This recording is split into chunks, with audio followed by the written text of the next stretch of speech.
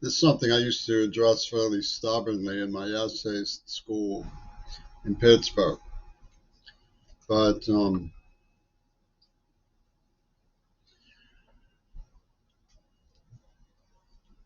might wonder why a distinguished individual like Louis Lapham would betray the public schools, even with a situation like the NAACP supporting the KKK. It doesn't make all that much sense. Even with selling the story that Lenin and Reagan were being mutually victimized, it doesn't make that much sense.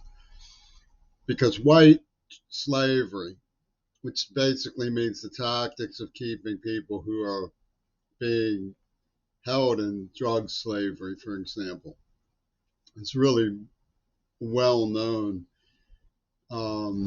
process of controlling and manipulating and exploiting and abusing children all over the world. And they have a special word for it in Latin America called the comprachios.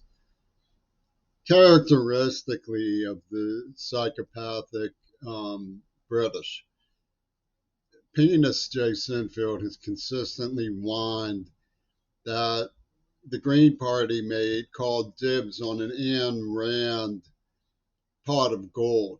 So one size fits all when it comes to the victims. They don't care how many victims there are. There's a pot of gold for Lenin, and the NAACP is licky chops for it. And they'll support any outrage. Well, Ayn Rand despised the Comprachios situation. She said, whatever remnant of humanity might be left in you, do not approve the exploitation of children this way. Because for all her bad reputation as a money hungry person who was a devil to the environmental movement, she believed in humanity and the mind's ability to perceive, and then an attack on the mind was a very cruel instrument of evil. That she said it's not a question of whether you give to charity, it's whether you have a right not to. Because she realized that people will invade your psyche to bend you to their will. And she didn't like that. She said nobody has the right to initiate violence against any other person. You should rationally persuade and accept no as an answer if that's what the answer is. And for that, she took a lot of heat. Well, what happened in Pittsburgh was perfectly obvious, and what Jay Inslee is doing even now with his psychopathic confederacy to me in Tacoma, it's perfectly obvious. My father wrote Humanizing the School. So a very aggressive wolf pack said, we'll dehumanize his abandoned son and see who wins. And how did they win? By saying it didn't happen. I'll run that by you again. He wrote Humanizing the School, a criminally insane wolf pack from the governor's offices. People like Milton Shep and Ralph Todd said, we will dehumanize his abandoned son and see who wins. And how did they get away with it? By saying it didn't happen. The rabid evoke oxygen deprived children in trauma being given powerful marijuana at a very young age, getting giggly, like remember in that movie about pot, the devil's cannabis or whatever it was called.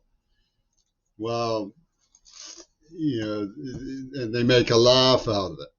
They wriggle their fingers. See, he was having fun. Having fun being dragged through glass, hiding in a towel closet is evidence of fun. Going into seizures, even remembering being kidnapped and tortured. I was in my 30s when I broke the neurotraumatic amnesia, and I went into convulsions from the trauma of the neuroplasm bursting in my psyche. And Penis Lapham sided with the people who thought it would be funny to dehumanize the abandoned son of the man who wrote Humanizing the School. It's as simple as that. It's criminally insane. It's as criminally insane as I've always said it was. Now, they set up this dialectic in the 80s, the editorial board of the Post Gazette, when I started realizing that I wasn't just targeted by random street crime, which is what I thought.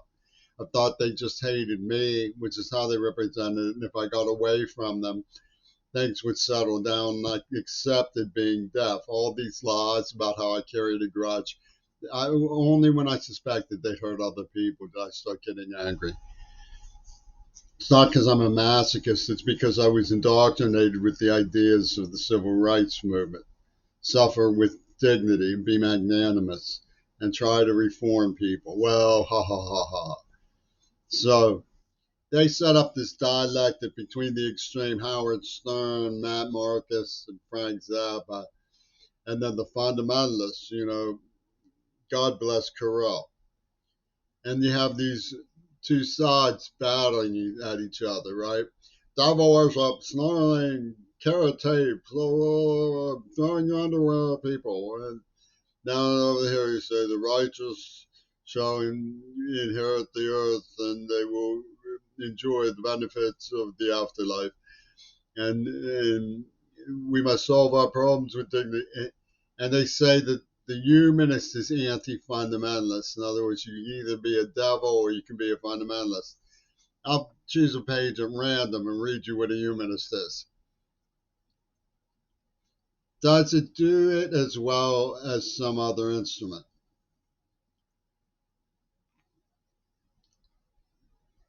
At what cost are its additional increments, if any, in learning gained?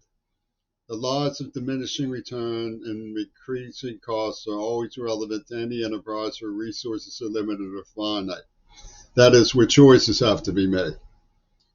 That's just random. I mean, if it's from Humanizing the School, I'll pick another one. A school principal boasts that he had challenged the abilities of all his able students by forcing them to take 6 or 7 courses. In the survey report, it was noted this confuses frenzied scheduling with intellectual challenge. These are very interesting topics pertaining to curriculum development. Procedural bases for curriculum improvement. And these rabid animals come and say that you either throw your underwear at Carell like a humanist, or you do 40 ministrations in velvet before the cruciform. So you're either a fundamentalist or a humanist. Humanists throw their underwear so Howard Stern's underwear people, and the other people pout and wiggle their fingers and say, "See what a humanist is? I'll give you this is what." But the reality is in my brother's book. American education is matter of fact and non-exclusive.